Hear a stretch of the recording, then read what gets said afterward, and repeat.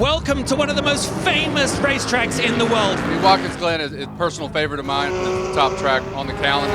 They are showing a turn of speed that we've seen before, but they've got to get these cars to the end of the race. It's really demanding, really quick. I love going there. 6 hours. We promised you. The excitement is still on. Whoa! It's up or downhill. There's a lot of G-force. It's one of my favorites for sure. Fantastic race here at Watkins Glen International. This is glorious. Great weather, fantastic racing, wheel to wheel. Touch there. Multi-class racing at its best on one of the fastest, fiercest tracks. There's so many good corners on Watkins Glen, you know, fast ones, a lot of change of direction, change of elevation. Montoya putting the pressure on, goes to the high side. Montoya go for the lead. Here comes Simpson from third to first. What an astounding manoeuvre. Full speed, full excitement, racing lap here at the Glen. Checkered flag waves. The Sahlen's 6 hours of the Glen is one of those sports car classics that you just can't ignore.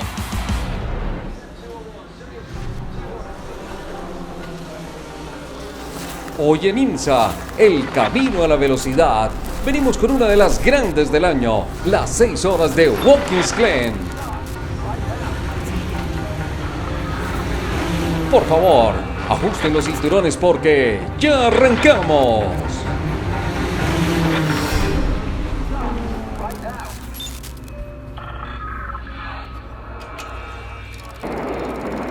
Watkins Glen, a community of 3,000 nestled in the historic Finger Lakes region of central New York State.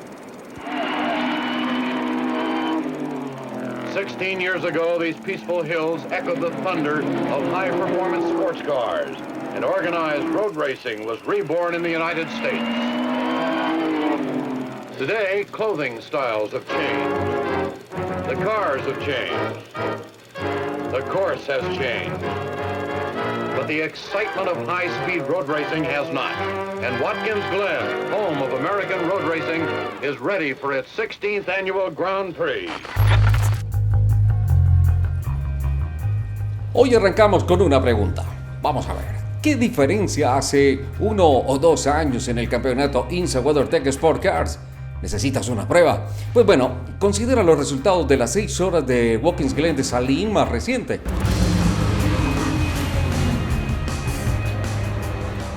La última vez que IMSA visitó la región del Finger Lakes de Nueva York, Mazda terminó con un emocionante doblete, el 1-2 en Daytona Prototype International en la categoría DPI por delante del Acura ARX05 del equipo de Roger Penske en las 6 horas de Sahlen del año 2019. Porsche superó a Corvette y Ford en GT Le Mans y Acura superó a BMW y Ferrari en la categoría GTD Daytona GTD. ¿Qué hacer entonces con todo eso ahora que Ford GT ha sido jubilado? El Corvette C7R y el Porsche 911 RSR han sido reemplazados por el C8R de motor central y el 911 RSR 19 respectivamente, y además los prototipos del equipo de Roger Penske con su programa de competición está en pausa antes de reanudarse con el LMDH, es decir, los Hypercars con la alemana Porsche para el año 2023, solo por nombrar algunos cambios importantes. Hay al menos una constante en GTLM. Nick Tandy condujo su Porsche al podio y a la victoria al Victory Lane antes de cambiar de caballo para asociarse con Tommy Milner en un Corvette este año. Pero de los días del Porsche de Tandy protagonizando grandes batallas multifacéticas en GTLM contra BMW, Corvette, Ford, Ferrari y Porsche, a hoy, la realidad es que esta vez es un duelo bilateral de Corvette contra BMW y Porsche. Pasan tantas cosas y cambia tanto el panorama día a día, año tras año, que no debería sorprendernos tanto. El quinto round del campeonato IMSA WeatherTech nos trae al mítico Watkins Glen International. Luego de 2 años, al igual que sucedió con la carrera de Detroit, las 6 horas de Watkins Glen regresan al calendario del IMSA WeatherTech Sport Car Championship después de su evento en el año 2019. Si bien la generación de mayores ya sabemos perfectamente qué es el circuito de Watkins Glen, a los nuevos fans que se acercan al mundo de la competición a motor, les podemos contar que este es un autódromo que nació en 1953 en la población de Watkins Glen, relativamente cerca a New York. Pertenece a la empresa International Speedway Corporation y se promociona como el alma de las carreras de carros en América. Carambas, y vaya si lo es, pues en su medio siglo largo de actividad ha acogido a los más importantes campeonatos mundiales de automovilismo, como la misma Fórmula 1, la IndyCar, el campeonato FIA WEC o Mundial de Resistencia y obviamente las grandes carreras de NASCAR e IMSA. La más reciente variación de su trazado ha dejado 2 variantes muy interesantes, una corta y muy rápida de 3.950 metros y una más larga y muy virada de 5.430 metros. Este año la historia sigue y para terminar esta nota, para completar el combo, el tráfico sobre el asfalto del Gran Glen será total. Pues desde las 12 horas de Sebring Mobile One no se encontraban las 5 categorías en pleno. En otras palabras, el espectáculo está garantizado en Watkins Glen. Bienvenidos.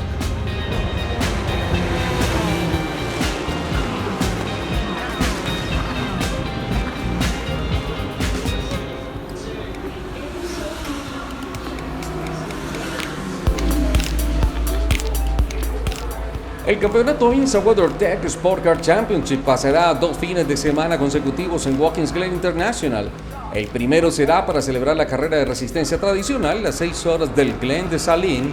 A continuación estará la WeatherTech 240, la carrera de 2 horas y 40 minutos que se agregó al calendario cuando se eliminó el evento en Canadian Tire Motorsport Park a principios de este año debido a la pandemia.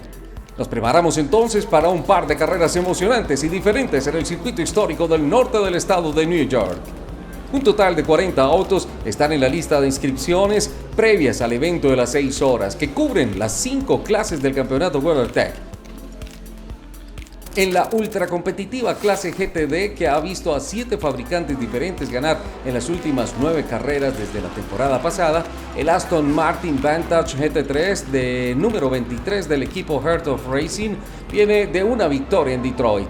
Los pilotos Ross Gunn y Roman De Angelis son uno de los grupos de pilotos GTD junto con el dúo del Lamborghini Huracán GT3 número 1 del equipo Paul Miller Racing, Brian Sellers y Madison Snow, que alcanzaron el podio 2 veces esta temporada. ¿Vale la pena la espera? Bueno, Mazda busca defender la memorable victoria en Glen. La última vez que el equipo Mazda DPI hizo brillar su escudo en Watkins Glen International, dominó las 6 horas de Glen de Sahlen 2019 al barrer con las 2 primeras posiciones en la línea de sentencia. What just an amazing race, amazing experience. To finally break through for that first win was just a monumental moment for so many people. So many people have touched this project and put their blood, sweat, and tears literally into it. And to finally get that breakthrough win and to do it in such a dominating fashion like we did at Watkins Glen, both cars finishing 1-2, just absolutely spectacular. So it came from many years of perseverance and hard work, just that, gritty, hard work in a really competitive environment. So, it was just so rewarding seeing the emotion on everybody's face, and man, what an amazing experience. Es así que fue una actuación dominante, Las 2 máquinas Mazda lideraron 183 de las 211 vueltas, con Jonathan Bomarito, Harry Tinner y el número 55 de Oliver Platt terminando en el primer lugar. Es más, fue la primera victoria de Mazda en la competencia internacional de prototipos Daytona del campeonato IMSA WeatherTech Sport Cars, es decir, la categoría DPI, que dio inicio a una racha de victorias de Mazda de 3 competencias. Look at this! Mazda has won! 3 in a row for Mazda. This is huge. Ahora, con un equipo de un solo auto, Mazda regresa para defender esa victoria en esta oportunidad y espera sumar su primer triunfo de la temporada en lo que podría convertirse en una plataforma de lanzamiento para una carrera hacia el campeonato de esta temporada.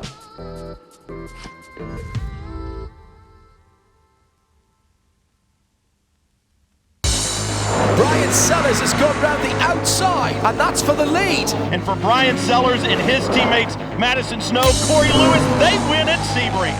The car has been on such a roll. It's almost combat between the walls. How do you guys gear up mentally? When you come to a street course, you kind of have to flip a switch and you have to be willing to push and attack. And if you're off the walls more than a couple inches, you're giving up lap time. Like you said, you have to be ready to come in here, and it's a war. It's combat all the time. It's more than just the driving. You have to be on all aspects of your game. These tracks usually bring out the best in everybody. But the track, while it looks relatively smooth, is really very bumpy, isn't it? It's extremely bumpy. I mean, you can see the undulations in the road. If you look carefully as we're walking away, you can see tire marks where the cars hit, where they bottom.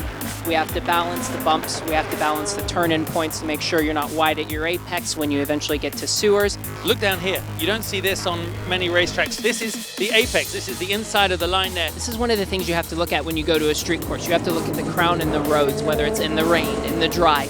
What happens if you place the right front over the top of it? If you're to power before you get on the sewer grate, how the car responds. You have to kind of backtrack and look what's led you to this point, where the apex is, and kind of what the repercussions are if you're wide of these areas. Problem. Oh, it's the 85 car! There's a car off in the wall. Let's talk about these walls. Basically designed not to move, and they don't, especially when we're used to tracks where we always talk about exceeding the track limit. I think that's one of the things that makes street races important, is radius equals speed in motorsports. It doesn't matter whether you're on a regular course, a street course, or an oval. The closer you get to the walls on the entry, the apex, and the exit, the more speed you can carry. The earlier you can go to throttle, the more speed on the way in. So it is extremely important to be all the way to the edge. And the difficulty with the street courses are it's bumpy. So a lot of times you come over the bumps and there's movements in the car that maybe you didn't have the lap before or you didn't expect, and those move you even closer to the wall. And so you always have to be on your game, ready to react. That's why street courses are so difficult mentally as a driver and physically. Watkins Glen is the third of 4 2021 IMSA Michelin Endurance Cup races, so you would expect that two of the most iconic names in endurance sports would have a lot of shared history. But that is not yet the case, as this is only the second time that Michelin has fitted the entire IMSA field at Watkins Glen. The Michelin Pilot Challenge and WeatherTech Championship teams covered 46,000 miles on this very fast and very technical 3.4-mile circuit in 2019. And Michelin expects to add another 50,000 miles this year.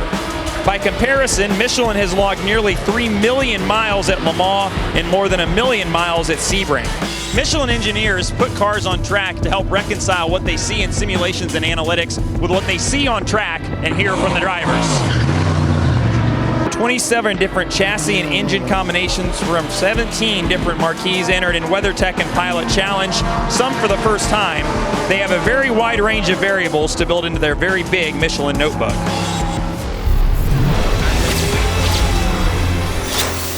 Kevin Magnussen here in the 01 Cadillac Chip Ganassi Racing for a lap around Watkins Glen.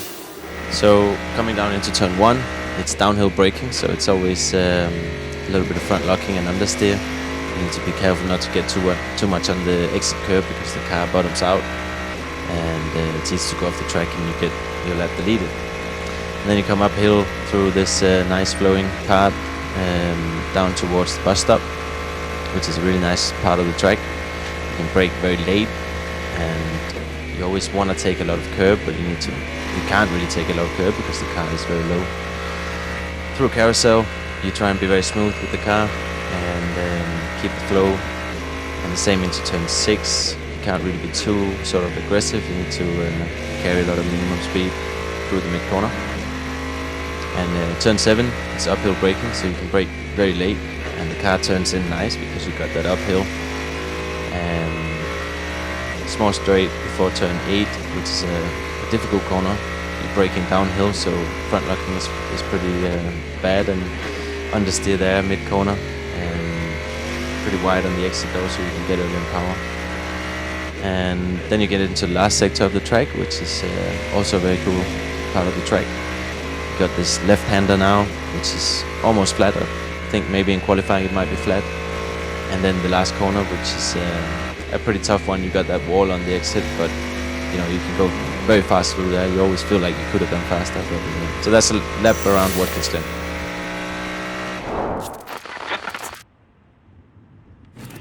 Aquí ya estamos listos para salir de los boxes, ir a la parrilla de formación y empezar la competencia de las 6 horas en Watkins Glen. Miren esta belleza de parrilla de partida, las 3 categorías de prototipo juntos en la recta principal y viene la verde. 6 horas de Watkins Glen.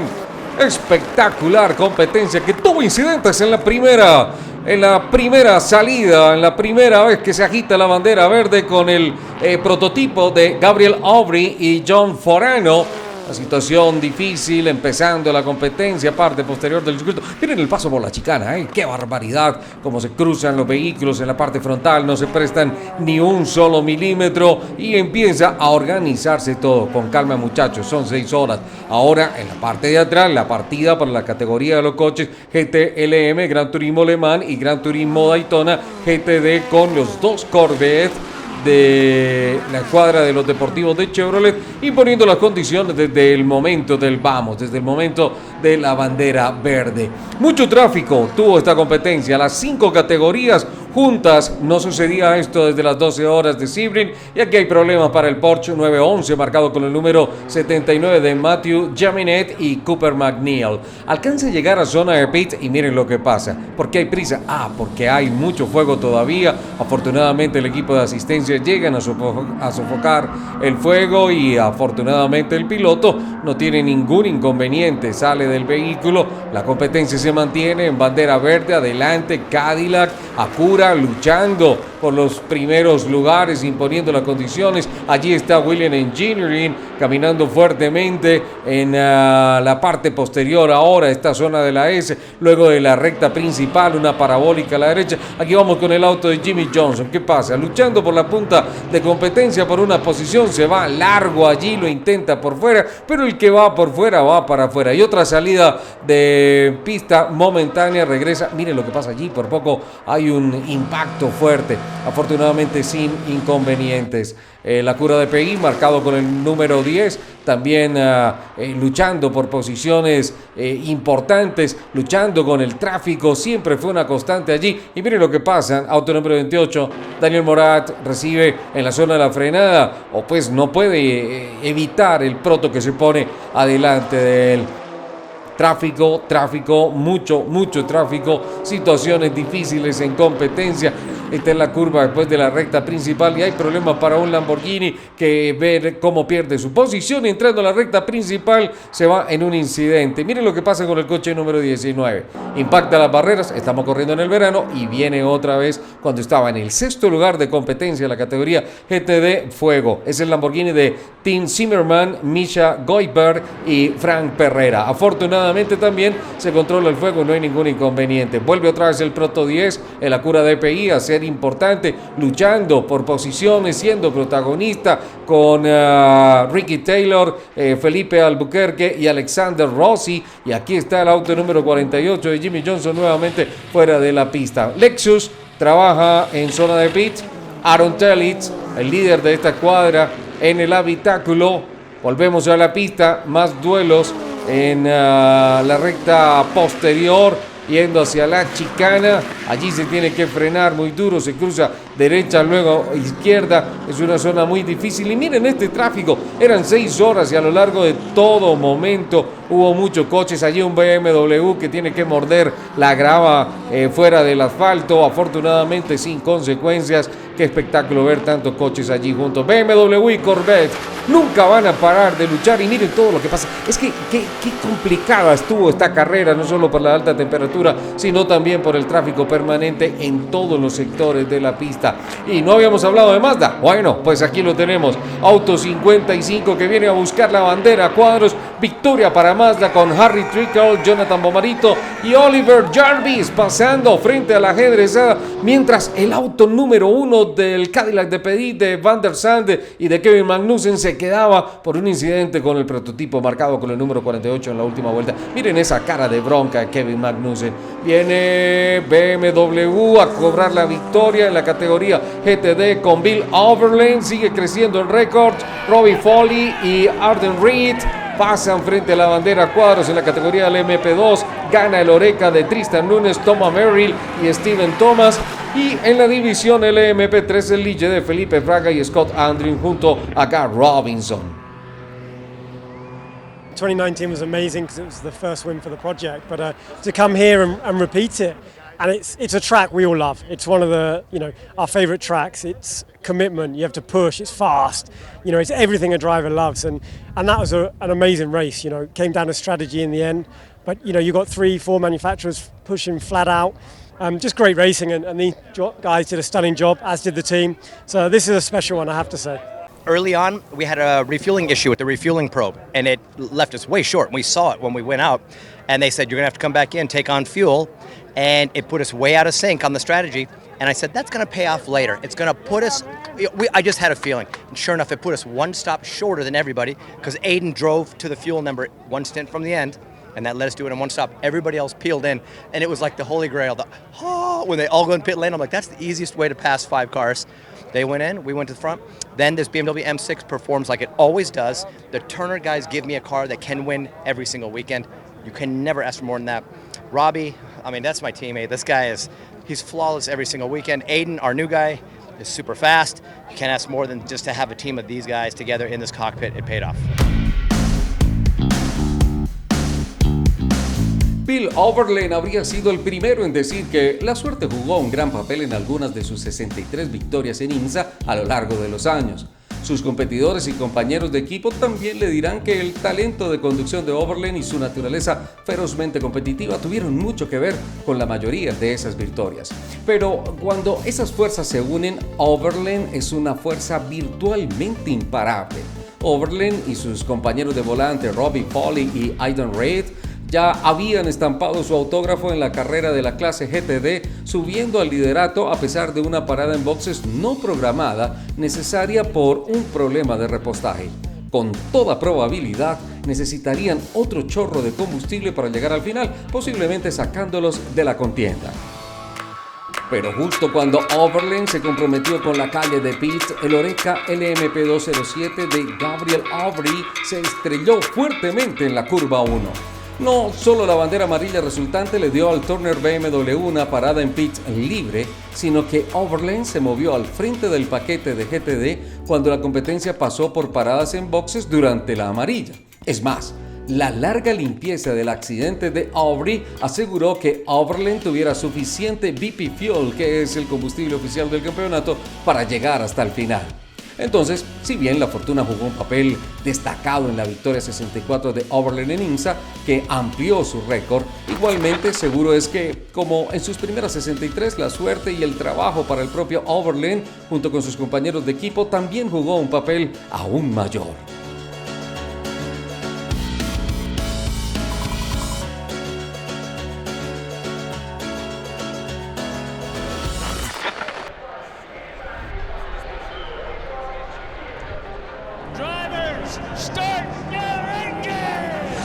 Amigos, muchas gracias por acompañarnos. Los esperamos en nuestra próxima cita, que será nuevamente sobre el asfalto del Glen, pero en esta oportunidad con una carrera de 2 horas y 40 minutos. Nos vemos pronto de nuevo en IMSA, El Camino a la Velocidad.